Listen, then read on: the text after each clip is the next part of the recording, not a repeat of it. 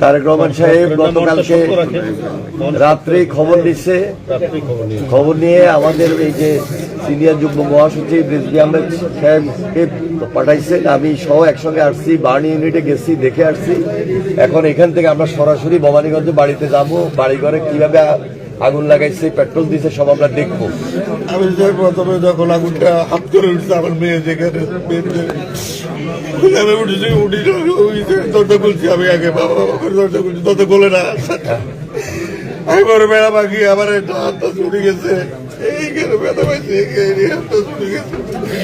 বেড়া পাখি আমার ছোট ছোট ছেলে, আর আরো এবারে বাইক করে চোখের দিকে বাবা বাবা চিকেন বলাতে বেড়া পাখি দুইটারে পাইছি, অর্ধেক চলে গেছে। আমি বাবা করে আমি করতে পারিনি, আর বলো না। পরে বলছি বাবা আল্লাহর কাছে আল্লাহ করে দিয়েছি, বাবা করতে পারি না। কিন্তু একটু করে সামনে যাই, এখনো দরজা দলে যায়, তাহলে আমার দরজার মধ্যে এতটুকু একটা তালা।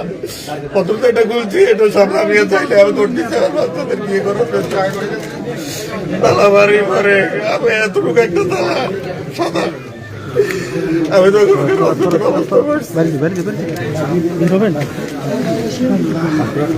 ওই বাড়িটা করার জন্য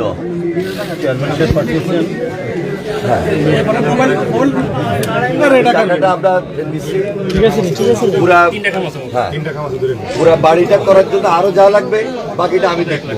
এটা আমাদের ভারপ্রাপ্ত চেয়ারম্যান সাহেব দিচ্ছেন, তারেক রহমান সাহেব। আমরা এইবার এখন 4 লাখ টাকা দিচ্ছি, বাকিটা আমি দেবো। আমি এখন বাড়িতে যাইতেছি, আমি দেখতেছি চিকিৎসা সব, আমি সব চিকিৎসা করাইতেছি। আল্লাহ